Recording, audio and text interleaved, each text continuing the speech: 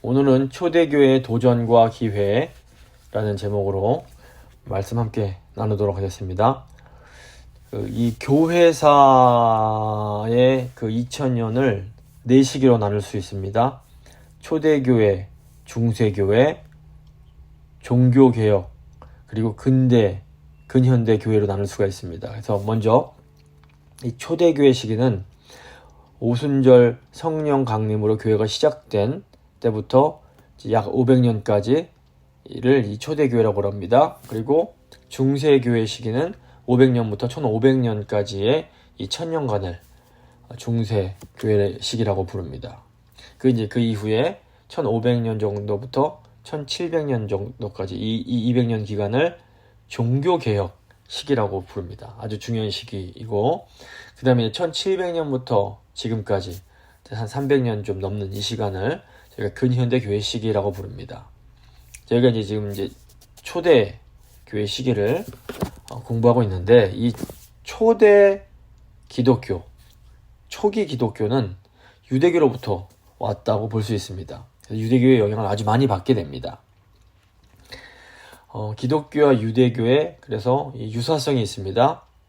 첫째로 유대교처럼 기독교도 구약 성경을 하나님 말씀으로 받아들입니다. 둘째로 기독교 같은 경우에는 예수 그리스도가 구약의 예언을 성취하시고 율법을 완성하신 분으로 믿습니다. 그래서 특별히 초대교회 성도들에게는 이 기독교가 유대교와 동떨어진 종교가 아니라 유대교를 완성하는 종교였던 겁니다. 그래서 최초의 교인들은 예루살렘에 이 교회가 생기고 그 교인들은 자연스럽게 유대교 한 분파로 여겨졌습니다. 처음 그리스도인들은 유대교 회당에서 계속 예배드리고 성전에 가서도 기도도 하고 유대교랑 똑같이 생독을 했던 겁니다. 이방의 선교를 봐도 사도 바울이 처음에 어디서 선교를 했냐면 세계 각지에 퍼져 있는 디아스포라 유대인들의 회당을 찾아가서 거기서 복음을 전하는 것으로 이 선교를 하는 것을 볼 수 있습니다. 그럼에도 불구하고 이 그리스도교와 유대교는 차이가 있었습니다. 유대교가 바른 행위와 실천을 강조했다면 기독교는 바른 교리를 더 중시합니다. 그래서 유대교를 정행 종교, orthopraxy라고 이렇게 부른다면 기독교는 정교 종교, orthodoxy라고 부릅니다. 그래서 이 기독교 같은 경우에는 구약의 신앙 원리와 개념을 기독교에 맞게 받아들입니다. 하지만 기독교는 어떤 그런 유대인들처럼 음식 규례나 제사 의식 같은 이런 신앙 관습은 받아들이지 않습니다. 이 때문에 초대교회 안에서 갈등이 생겨납니다. 이방인인데 회심해서 그리스도인이 된 사람들이 이 유대교의 율법을 지켜야 되는가, 이게 문제가 되었던 겁니다. 대표적인 것이 회심을 해서 그리스도인이 된 이방인들에게 이 할례를 지키게 해야 되는가, 할례를 받게 해야 되는가, 이게 문제가 됐습니다. 사도행전과 바울서신 보시면 이런 이방인들의 할례의 문제가 언급이 되고 있습니다. 사도 바울은 믿음으로 의롭게 된다는 이신칭의를 아주 강조합니다. 아브라함이 하나님과 바른 관계를 맺게 된 것이 어떤 행위 때문이 아니라 하나님이 주신 약속을 믿었기 때문이라는 겁니다. 그래서 아브라함은 할례를 받아서 하나님과 올바른 관계를 맺게 된 것이 아니라 하나님을 믿음으로 올바른 관계를 맺게 됐다, 이겁니다. 그래서 할례는 무엇이냐? 할례는 믿음을 보여주는 표지였던 겁니다. 그래서 할례가 믿음을 세워주는 것이 아니라 할례는 이미 존재하는 믿음을 확인해주는 것이었던 겁니다. 하지만 여전히 초기 교회에 이 유대교적 전통을 따라야 된다라고 고집하는 그런 그리스도인들이 있었습니다. 처음의 교회는 예루살렘 교회에 이런 그리스도인들이 많이 있었는데, 보시면 신약성경 바울 서신 같은 걸 보면 하나님께서 사도 바울을 통해서 이 가난한 예루살렘 교회를 막 도울 수 있게 많이 하십니다. 그래서 사도 바울이 이방 교회들에게 가난한 예루살렘 교회 성도들을 돕도록 헌금을 하도록 많이 이렇게 권면을 합니다. 이걸 보면 하나님께서 이 예루살렘을 중심으로 모였던 초대교인들을 많이 사랑하시고 또 돌보기를 원하셨던 것을 저희가 알 수 있습니다. 그럼에도 불구하고 이제 이 예루살렘 중심의 이 교인들은 유대교적 전통에 너무 집착해서 모든 민족에게 나가서 복음을 증거하라는 이 사명을 감당하지 못하고 있었던 겁니다. 결국 하나님께서는 이 환경을 바꾸심으로 이제 성도들 스스로는 포기하지 못한 것을 포기하게 만드십니다. 주후 70년에 로마 군대가 예루살렘 성전을 장악하고 예루살렘 성전을 완전히 파괴합니다. 이 성전을 소중하게 여기고 유대교적 전통을 소중하게 여기던 사람들에게는 이 성전이 파괴되는 것이 너무나 큰 충격이요 상실이었을 겁니다. 하지만 하나님께서는 이 성전을 무너뜨리심으로 초대교회가 유대교와 이제 분리돼서 로마 제국 전역으로 퍼져나가서 복음을 증거할 수 있게 하십니다. 이 역사를 보시면 처음에는 선한 마음으로 하나님의 뜻을 행하기 위해서 시작했던 것들이 시간이 흐르면서 전통으로 굳어지면서 이 굳어진 전통이 하나님의 뜻을 방해하는 일들이 종종 일어납니다. 이 복음서에 나오는 바리새인들 같은 경우에도 이 장로들의 유전을 열심히 지킵니다. 근데 이 장로들의 유전도 처음에는 아주 좋은 마음으로 하나님의 율법을 잘 지키기 위해서 만들어진 것이었습니다. 그런데 나중에는 이것이 예수님을 반대하고 거부하게 만드는 악한 전통으로 작용을 하게 됩니다.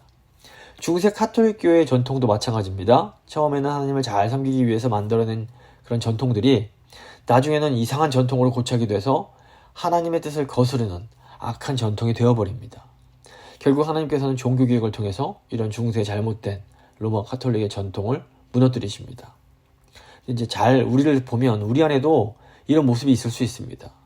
처음에는 선한 의도로 좋은 마음으로 하나님을 잘 섬기기 위해서 시작했던 것들이 시간이 흐르면서 도리어 하나님을 온전히 섬기는데 복음 사역을 감당하는데 방해가 되기도 하는 겁니다. 예수님은 새 술은 새 부대에 담아야 한다라고 말씀하십니다.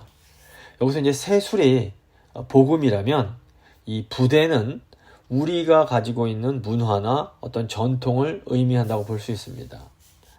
우리가 계속해서 이 헌부대, 우리에게 익숙한 이 헌부대를 고집하면 이제 이것이 성전처럼 작용할 수 있는데 초대 교인들에게 성전처럼 하나님은 그 헌부대를 터뜨리심으로 새 술을 담을 수 있는 새 부대를 허락해 주실 수 있습니다. 그래서 우리가 잘 좀 생각해서 우리에게 익숙하고 편안한 헌부대를 고집하지 말고 복음이라는 새 술을 담을 수 있는 새 부대를 이렇게 받아들이는 믿음과 용기가 우리에게 필요할 수 있습니다. 그래서 하나님은 성전을 깨트리심으로 유대교라는 험 부대를 터뜨리시고 초대교회가 새로운 부대를 받아들이게 하십니다. 이 초대교회가 받아들여야 할 새 부대는 이 로마 제국이라는 환경과 아주 밀접한 관련이 있었습니다. 오늘은 이 초대교회가 로마 제국이라는 그런 환경 속에서 어떻게 복음을 위한 그 선교적 사명을 위한 새로운 부대를 만들어갔는지를 생각해 보도록 하겠습니다. 당시에 이제 이스라엘뿐 아니라 지중해를 둘러싼 소아시아, 북아프리카 그리고 유럽 전역을 이 로마가 통치하고 있었습니다. 이 로마 제국이라는 이 상황은 초대교회에게 위기와 동시에 기회를 제공해주게 됩니다. 세 부분으로 한번 생각해 볼 텐데 정치적 상황, 사회문화적 상황, 종교적 상황을 나눠서 살펴보겠습니다. 우선 로마 제국의 정치적 상황을 보시면 당시 세계를 지배하던 로마 제국은 일종의 국가 지상주의를 신봉했습니다. 국가주의인 겁니다. 그래서 로마 황제들이 스스로를 신격화하면서 황제 숭배를 강요합니다. 하지만 예수님을 왕으로 섬기던 기독교인들은 어떤 형태의 우상 숭배도 반대하면서 황제 숭배를 거부했습니다. 근데 로마 제국의 입장에서 볼 때는 황제 숭배를 거부하는 것은 곧 로마 제국에 대한 반항, 반대를 의미했습니다. 정치적인 의미가 또 있었던 겁니다. 그래서 황제 숭배 거부는 로마 제국이 기독교를 핍박하게 되는 아주 결정적인 이유가 됩니다. 세계사를 보시면 일본뿐 아니라 독일이나 나치 또 공산주의 같은 이런 전체주의 국가들이 이 국민들에게 어떤 국가를 신격화하면서 국가에 대한 충성을 넘어서 어떤 국가에 대한 숭배를 요구하는 경우가 종종 있었습니다. 그래서 요한계시록이 가르치는 것처럼 이렇게 강한 권력을 가진 정치 세력들은 언제라도 이런 과잉 충성 내지는 숭배를 요구하는 그런 경향이 있습니다. 그런데 이제 그리스도인들은 오직 예수님만을 왕으로 섬기는 사람들입니다. 그래서 예수님 외에 어떤 존중이나 충성을 넘은 어떤 숭배를 요구할 때에는 단호하게 그것을 거부해야 됩니다. 일제강점기에 교회를 향한 신사참배 요구가 이제 대표적인 경우입니다. 제공교회는 이런 부당하고 악한 이 요구를 거부하고 저항하면서 신실하게 믿음을 지킨 성도들에 의해서 세워진 교회입니다. 지금 세계에서 일어나는 일들을 보면 뭐 러시아나 중국이나 이런 또 북한이나 이런 세계에서 일어나는 일들을 보면 21세기인 오늘날에도 이런 국가주의적인 국가를 어떤 지도자를 우상화시키는 이런 경향이 지속되고 있습니다. 이런 여전히 그렇기 때문에 교회가 아주 정신을 잘 차리고 이 시대를 분별하면서 기도할 필요가 있습니다. 그런데 이제 초대교회는 이 로마 제국의 이런 정치적인 상황 때문에 어려움도 당했지만 동시에 이 로마 제국의 정치적 상황을 이용해서 잘 활용해서 복음을 전합니다. 당시 로마 제국은 팍스 로마나라고 불리는 아주 정치적으로 아주 안정된 그런 시기였습니다. 당시 로마 제국의 영토는 동쪽에서 서쪽으로는 이제 페르시아에서 저 유럽 영국까지, 또 남북으로는 지중해를 끼고 사하라 사막 북부에서 저 위쪽으로는 독일까지 이를 정도로 아주 넓은 영토를 다스리고 있었습니다. 전 세계가 다 로마의 통치 아래에 있었기 때문에 전도자들이 이 나라에서 저 나라로 이동하는데 아무런 제약이 없었습니다.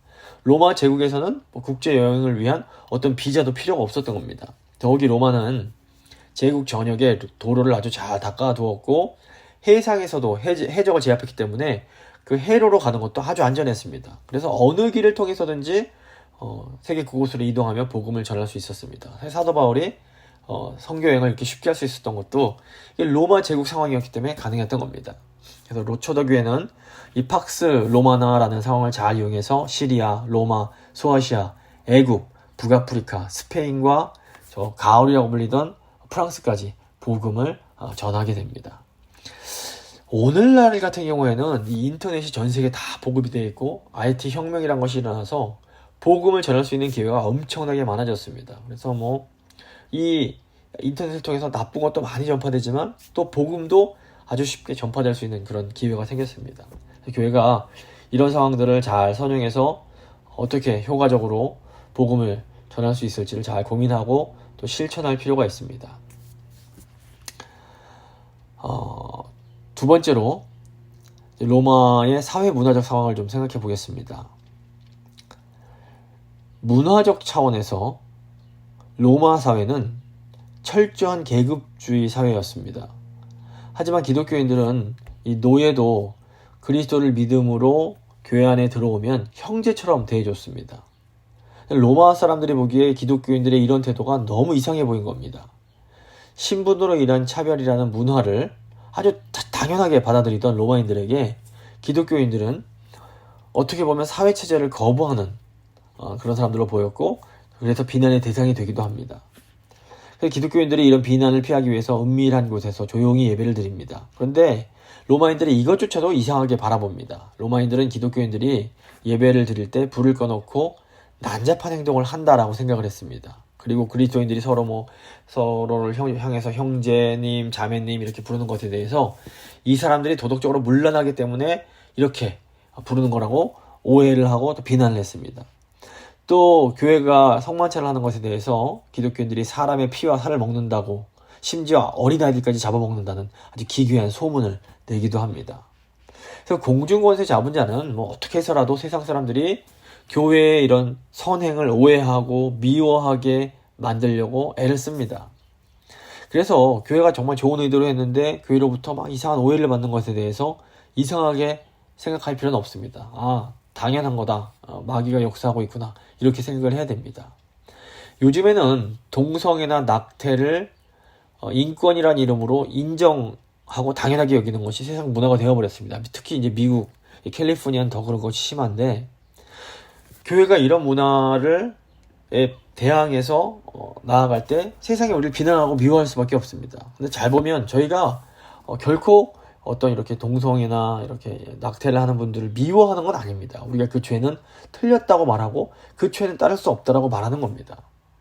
그런데 이제 세상 사람들은 싸잡아서 교회가 이렇게 동성 인권을 무시한다 이런 식으로 우리를 오해하고 비난할 수 있습니다.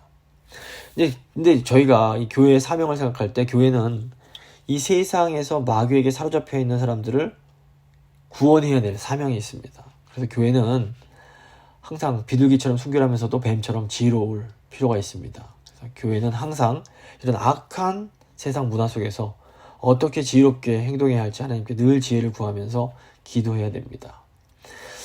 로마 제국의 문화가 교회에 불리한 부분도 있었지만 또 유리한 부분도 있었습니다. 로마가 전쟁을 통해서 여러 민족을 통합하고 제국을 이뤘기 때문에 되게 인종이 다양했습니다. 그런데 모두 이 그리스 헬라 문화 아래 묶여져 있었습니다. 로마의 힘과 법이 정치, 경제, 사회를 주관했지만 그 안에 살아가던 사람들의 생각과 가치관을 지배한 것은 헬라 문화였습니다.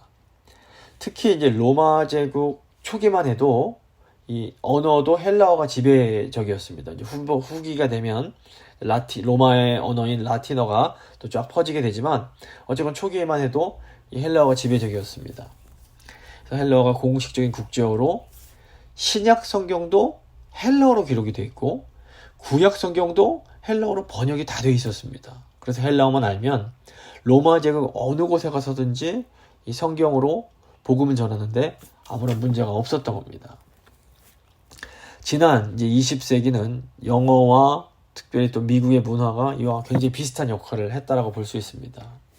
지금도 영어는 세계 공용어로 통하고 있고 미국 문화도 엄청나게 세계적으로 영향을 끼치고 있습니다.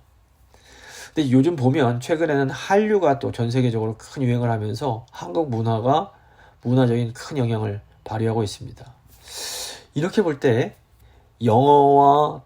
영어를 자유롭게 사용하고 미국의 문화에 대해서 굉장히 익숙하면서도 동시에 또 한국 문화에 익숙한 2세, 3세들이 전 세계에 이렇게 선교적 사명을 감당하는데 굉장히 유리한 부분이 있습니다. 그래서 특별히 미국의 한인교회들은 미국의 비성경적인 문화, 이런 죄악된 문화에 대해서는 단호하게 잘 대항하면서도 지혜롭게 대항하면서도 이 지금 미국의 언어 또 미국의 문화가 가진 이런 강점들을 어떻게 잘 활용해서 주님께서 우리에게 주신 선교적 사명을 감당해야 할지를 잘 고민할 필요가 있습니다.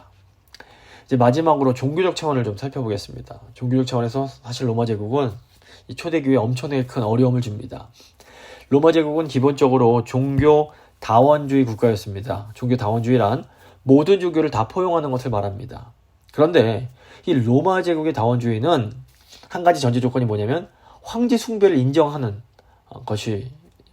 것이었습니다. 그래서 종교 다원주의를 표방하던 로마 제국이 황제 숭배를 거부하는 기독교인들에게만은 매우 배타적이었습니다.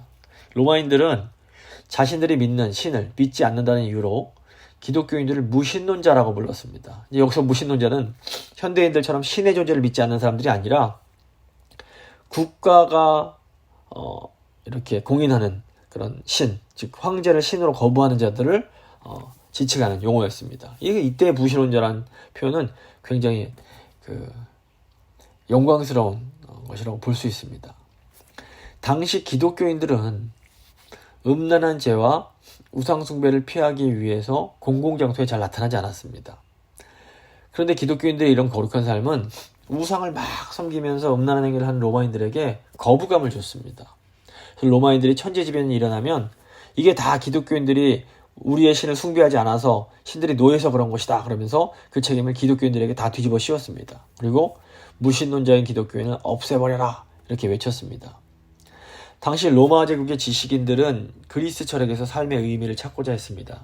하지만 일반 시민들은 종교에서 의미를 찾았습니다. 당시 로마 제국에는 황제 숭배뿐 아니라 자연을 숭배하는 미신도 있었고 또 저 동양, 인도나 바벨론, 페르시아에서 온 신비 종교들이 성행했습니다.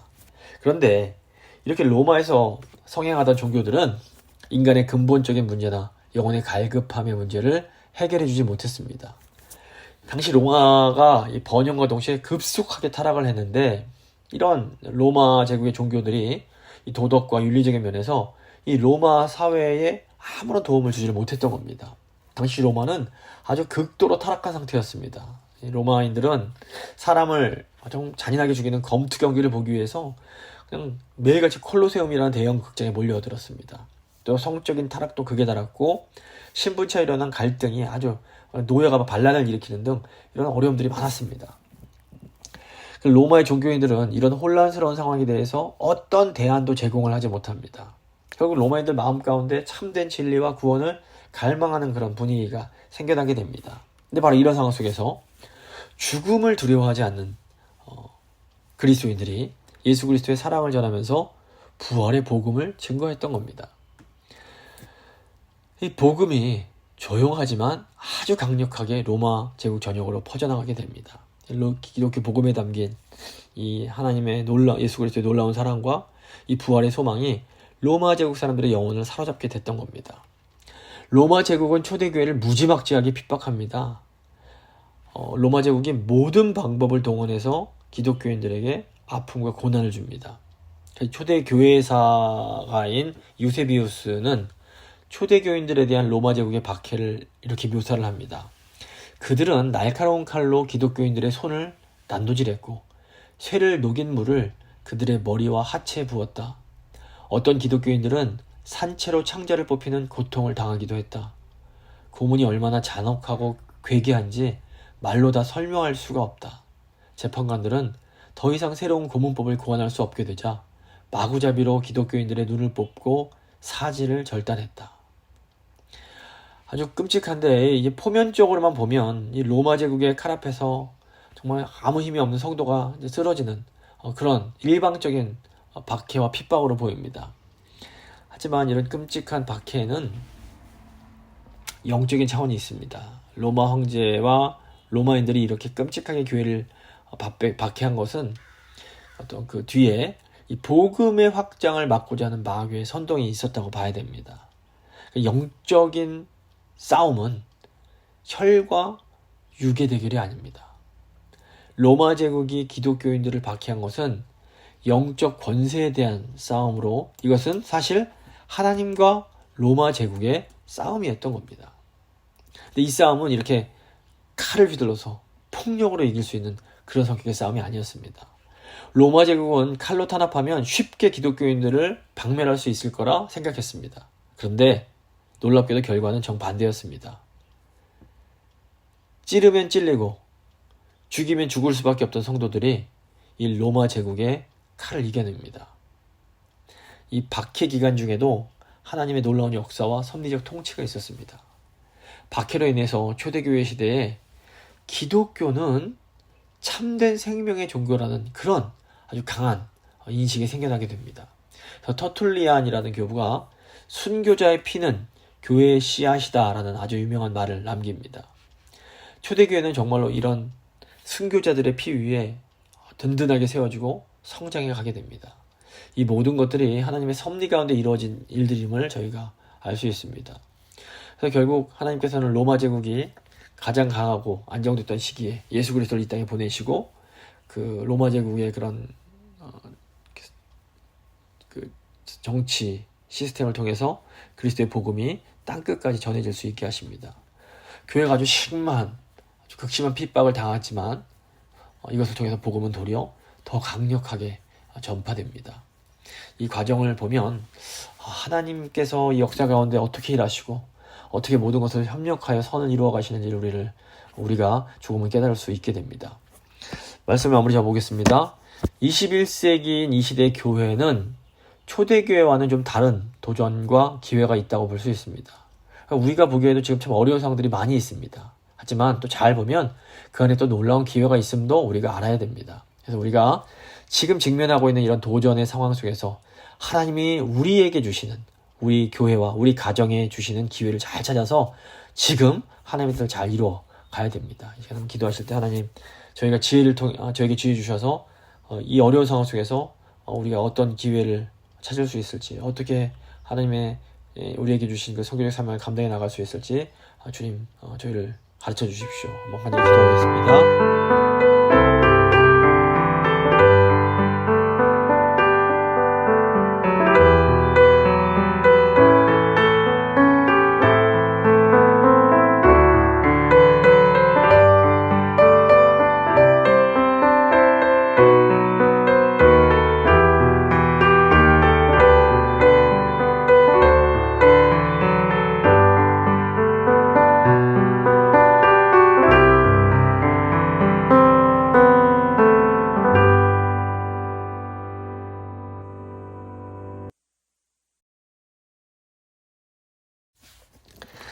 살아계신 하나님 감사합니다.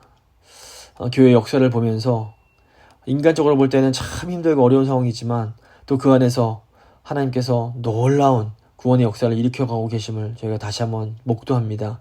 주님, 오늘 저희가 처해 있는 상황이 참으로 어렵습니다. 여러 가지로 정치적으로, 경제적으로, 문화적으로 너무너무 어렵습니다. 하지만 주님, 저희의 눈을, 믿음의 눈을 뜨게 하셔서 이 상황 속에서도 복음의 기회를 발견하게 하시고 정말 믿음으로 주께서 저에게 허락하신 선교적 사명을 잘 감당하는 저희 교회, 저희 각 가정들, 또 각 성도님들 다 되실 수 있도록 주여 함께하여 주시옵소서. 저에게 힘을 허락하사 때를 얻든지 못 얻든지 말씀을 증거하는 그런 삶 살 수 있도록 주여 함께하여 주시옵소서. 감사드리며 귀하신 우리 주 예수 그리스도의 이름으로 기도드립니다. 아멘.